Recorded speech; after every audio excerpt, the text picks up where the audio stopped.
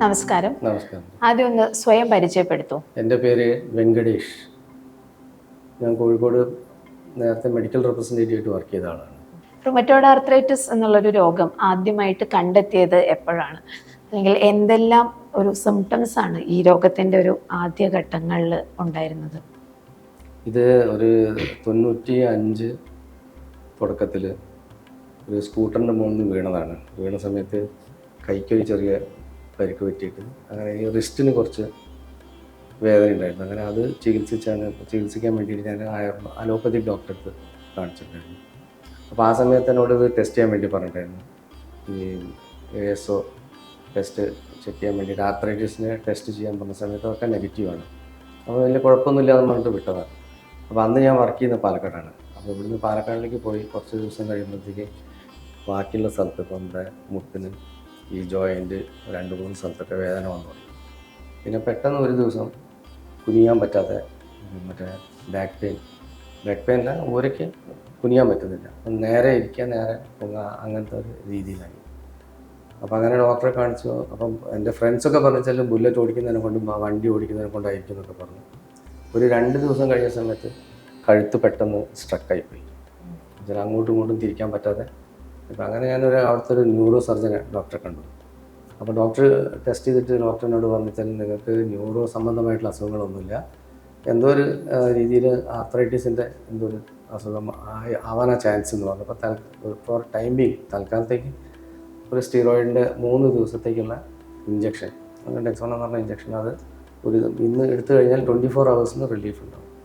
അങ്ങനെ 3-ാമത്തെ ദിവസം, ആദ്യത്തെ ദിവസം എടുത്തു കഴിഞ്ഞാൽ പിന്നെ നോർമലാവും. പിന്നെ കറക്റ്റ് 24 മണിക്കൂർ ആകുമ്പോഴത്തേക്ക് വീണ്ടും പഴയ മാതിരി. അങ്ങനെ 3-ാമത്തെ ദിവസം ഇതേമാതിരി ആയ സമയത്ത് ഈ ഇഞ്ചക്ഷൻ എടുത്തിട്ട് ഞാൻ നേരെ നാട്ടിലേക്ക് ഇങ്ങോട്ട് പോകും.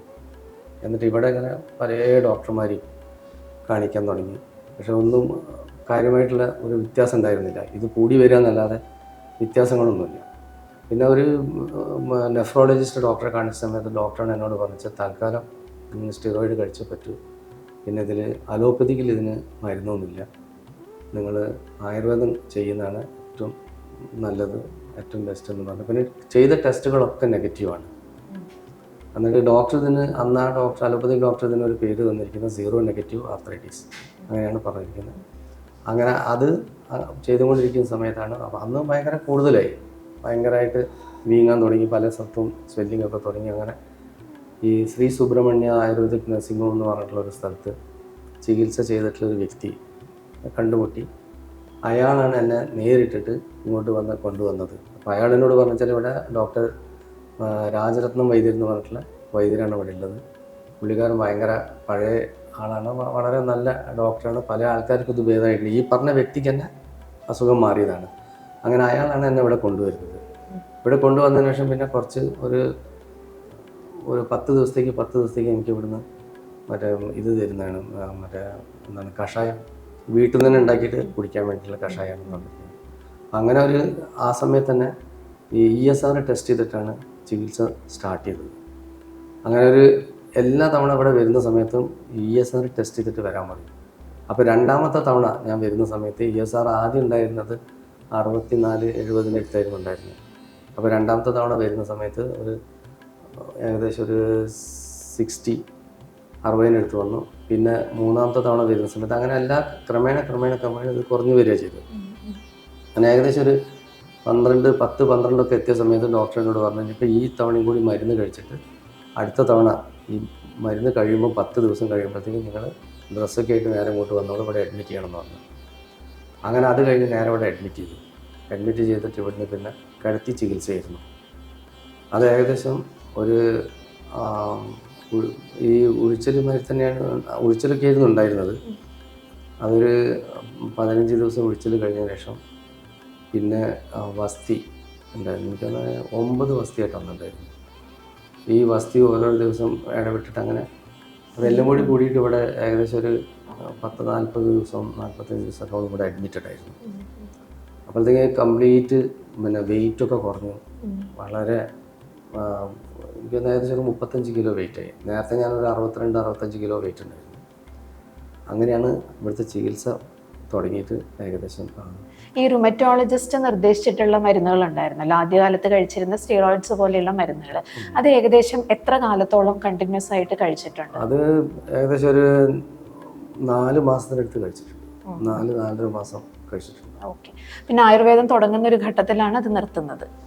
അതിന്റെ ഏകദേശം അതിന്റെ തൊട്ടുകൊണ്ട് ആണ് നിർത്തുന്നത്. ആ സമയത്തൊന്നും തീരെ ഭയങ്കര പ്രശ്നമാണ്. കാരണം വെച്ചാൽ എല്ലാ സ്ഥലവും വീങ്ങി കിടക്കുകയാണ്. അങ്ങനെയായിരുന്നു ഉണ്ടായിരുന്നത്. ഈ മുട്ടാണെങ്കിലും കാലിൻ്റെ മുട്ടും വീങ്ങി കിടക്കുമായിരുന്നു. എല്ലാം മറ്റേ റിസ്റ്റൊക്കെ ഭയങ്കര പെയിനായിരുന്നു. പിന്നെ സ്റ്റിഫ്നെസ് ആയിരുന്നു. കൈയൊക്കെ അങ്ങനെ ഏകദേശം ഒരു വളഞ്ഞിട്ടൊക്കെ ആയിരുന്നു ഉണ്ടായിരുന്നത്. ഈ 2 കൈയും വളഞ്ഞിട്ടായിരുന്നു ഉണ്ടായിരുന്നത്. അപ്പോൾ ഇവിടെ വന്ന സമയത്ത് ആദ്യം ഡോക്ടർ പറഞ്ഞു നമുക്ക് നോക്കാം, എന്താണ് ചെയ്യാൻ പറ്റുകയെന്ന് അറിയില്ല, നമുക്ക് നോക്കാമെന്ന് പറഞ്ഞിട്ട് അങ്ങനെയാണ് നമ്മളെ ഇവിടെ ചികിത്സ തുടങ്ങിയത്. ഈ ആയുർവേദ ചികിത്സ തുടങ്ങിയത് മുതൽ ഈ രോഗലക്ഷണങ്ങളിൽ എന്തൊക്കെ മാറ്റങ്ങളാണ് ഉണ്ടായിരുന്നത്? ഇപ്പോൾ നേരത്തെ വേദന ഉണ്ടായിരുന്നു എന്ന് പറഞ്ഞു, സ്വെല്ലിംഗ് ഉണ്ടായിരുന്നു, ഇതൊക്കെ ഏകദേശം എത്രത്തോളം നിയന്ത്രണത്തിലായിരുന്നു? നമ്മളുടെ ഒരു ശരീരത്തിൻ്റെ ആയാലും ബാക്കി സന്ധികളുടെയൊക്കെ ആയാലും ഒരു ശരീരത്തിൻ്റെ ഒരു ചലനശേഷി അതൊക്കെ ഏകദേശം എത്രത്തോളം ഇംപ്രൂവ്ഡ് ആയി? എന്തൊക്കെ മാറ്റങ്ങളാണ് അതുവഴി ഉണ്ടായത്? ഇത് ചികിത്സ തുടങ്ങിയിട്ടൊരു ആദ്യത്തെ 10-15 ഒരു 20 രണ്ടാമത്തെ തവണ കൂടി മരുന്ന് വാങ്ങി ഒരു 20 ദിവസം കഴിയുമ്പോഴത്തേക്ക് ഏകദേശം വേദനകളൊക്കെ ചെറിയ രീതിയിൽ മാറാൻ തുടങ്ങി. പിന്നെ ക്രമേണയായിട്ട് ഓരോ തവണ ഇവിടുന്ന് മരുന്ന് നമ്മൾ കഷായം തരുമല്ലോ, 10 ദിവസത്തേക്കുള്ള കഷായം തരും. ഓരോ 10 ദിവസം കഴിഞ്ഞിട്ട് ഇവിടെ വന്ന് മരുന്ന് വാങ്ങിച്ച് കൊണ്ടുപോകുന്ന സമയമാകുമ്പോൾ അത് കഴിച്ച് കഴിയുമ്പോഴത്തേക്ക് പിന്നെ ഏകദേശം പെയിനും ഒക്കെ വീക്കങ്ങളൊക്കെ മാറി തുടങ്ങിയിട്ടുണ്ടായി. അപ്പോൾ ആ വീക്കങ്ങളൊക്കെ മാറി തുടങ്ങിയിട്ട് പിന്നെ വരുന്ന സമയത്താണ് വൈദ്യർ ഈ ESR ടെസ്റ്റ് ചെയ്തിട്ട് വരാൻ പറയുന്നത്. അപ്പോൾ ഓരോ തവണ അവിടുന്ന് കഷായം തന്നിട്ട് കഴിക്കുമ്പോൾ ഓരോ 10 ദിവസം കഴിയുമ്പോഴും ഇതിങ്ങനെ കുറഞ്ഞ് വരുന്നുണ്ടായിരുന്നു. അതിൽ എനിക്ക് തോന്നുന്നൊരു 6-7 തവണ കഴിഞ്ഞാൽ ഒരു 70 ദിവസത്തോളം 70-80 ദിവസം കഴിഞ്ഞിട്ടുണ്ടാവും ഈ കഷായം കംപ്ലീറ്റ് കഴിയുമ്പോഴത്തേക്ക്. ആ സമയം കഴിയുമ്പോഴത്തേക്കാണ് ഏകദേശം ഈ വീക്കങ്ങളൊക്കെ മാറി വന്നിട്ടുണ്ട്. പിന്നെ എഴുത്തുകാലിൻ്റെ മുട്ടിനാണ് കുറച്ച് വീക്കം ഉണ്ടായിരുന്നത് ആ സമയത്ത്. അപ്പോൾ ആ സമയത്ത് ESR കുറവായിരുന്നു, ഒരു 10-12 ഇടയ്ക്കായിരുന്നു ഉണ്ടായിരുന്നത്. അപ്പോഴാണ് ഡോക്ടർ ഇവിടെ വന്ന് അഡ്മിറ്റ് ചെയ്യാൻ വേണ്ടി പറഞ്ഞത്. അങ്ങനെയായിരുന്നു ഉണ്ടായിരുന്നത്. അപ്പോഴത്തേക്ക് ഏകദേശം വേദനയൊക്കെ കുറവായിരുന്നെങ്കിലും വേദന ഉണ്ടായിരുന്നു, കുറവായിരുന്നു. പിന്നെയാണ് ഡോക്ടർ പറഞ്ഞത് എന്തായാലും ഇവിടെ അഡ്മിറ്റ് ചെയ്തിട്ട് ചികിത്സിക്കുന്നത്. അങ്ങനെയായിരുന്നു ഉണ്ടായിരുന്നത്. അഡ്മിറ്റ് ചെയ്തൊരു ചികിത്സ ചെയ്ത് അതിൻ്റെ ഒരു റിസൾട്ട് എങ്ങനെയായിരുന്നു? ഏകദേശം ആ ഒരു IP ട്രീറ്റ്മെൻറ്റ് കഴിഞ്ഞതിന് ശേഷം കംപ്ലീറ്റ് വെയിറ്റ് കുറഞ്ഞു. വെയിറ്റ് വല്ലാതെ കുറഞ്ഞിട്ടുണ്ടായിരുന്നു. അത് കഴിഞ്ഞതിന് ശേഷം ആ സമയത്തും ചെറിയൊരു വേദനയൊക്കെ ഉണ്ടായിരുന്നു. അപ്പോൾ ഡോക്ടർ വിളിച്ചാൽ അത് കഴിഞ്ഞിട്ട് കുറച്ച് കഴിഞ്ഞിട്ട് മറ്റേ ബ്രാത്ത് കുടിക്കാൻ വേണ്ടി പറഞ്ഞിട്ടുണ്ടായിരുന്നു, വെയിറ്റ് വരാൻ വേണ്ടിയിട്ട്. അത് കഴിഞ്ഞിട്ടാണ് ഏകദേശം അങ്ങനെ വേദനയൊക്കെ ക്രമേണ മാറി. അത് ഇവിടുന്ന് IP കഴിഞ്ഞിട്ട് പോയ സമയത്തും മരുന്നുകളുണ്ടായിരുന്നു. ഏകദേശം ഒരു 6 മാസം വരെ മരുന്ന് കഴിച്ചിട്ടുണ്ടായിരുന്നു. ആയുർവേദം തന്നെ വൈദ്യുതി തരുന്ന മരുന്ന് തന്നെ കഴിച്ചുകൊണ്ടിരിക്കുകയുണ്ടായിരുന്നു. അത് കഴിഞ്ഞിട്ട് അത് ഏകദേശം ഒരു 5-6 മാസം കഴിയുമ്പോൾ കംപ്ലീറ്റ് പൂർണ്ണമായിട്ട് തീരെ വേദന ഉണ്ടായിരുന്നില്ല. ഇപ്പോൾ ഏതെങ്കിലും തരത്തിലുള്ള മരുന്നുകൾ ഉപയോഗിക്കുന്നുണ്ടോ? ഇപ്പോൾ ഒരു മരുന്ന് ഉപയോഗിക്കുന്നില്ല. ഇപ്പോൾ യാതൊരു മരുന്നും ഉപയോഗിക്കുന്നില്ല. ഇന്ന് പിന്നോട്ട് നോക്കുമ്പോൾ റുമറ്റോയ്ഡ് ആർത്രൈറ്റിസിന് ആയുർവേദ ചികിത്സ സ്വീകരിച്ചതൊരു നല്ല തീരുമാനമായിരുന്നു എന്ന് തോന്നുന്നുണ്ടോ? 100%. കാരണം വെച്ചാൽ വേറെ മരുന്ന് വേറെ അലോപ്പതിക്കിലോ അല്ലെങ്കിൽ വേറെ ഒരു ഇതിലും ചികിത്സ ഇല്ല എന്നുള്ളത് അന്ന് നമ്മൾ ആ ചികിത്സിച്ച് കഴിഞ്ഞ സമയത്ത് തന്നെ അലോപ്പതിയിൽ ഞാൻ കുറച്ച് ചികിത്സ ചെയ്തിട്ടുണ്ടായിരുന്നു. ആ സമയത്ത് തന്നെ അവിടുത്തെ ഡോക്ടർമാരെന്നെ എന്നോട് പറഞ്ഞിട്ടുണ്ടായിരുന്നു അലോപ്പതിയിൽ ഇതിന് ചികിത്സ ഇല്ല എന്നുള്ളത്. പിന്നെ അത് ഇപ്പം ഞാൻ ബാക്കോട്ട് തിരിഞ്ഞ് നോക്കുന്ന സമയത്ത് ഞാൻ അന്ന് ഇവിടെ വന്ന് പെട്ടത് ഏറ്റവും ബെസ്റ്റ് സംഗതിയായിട്ട് നമ്മൾ കണക്കാക്കുന്നുണ്ട്. അത് ദയവായിട്ട് നമ്മളെ ഇവിടെ കൊണ്ടുവന്നതാണെന്നുള്ളതാണ് ഞാൻ മനസ്സിലാക്കുന്നത്.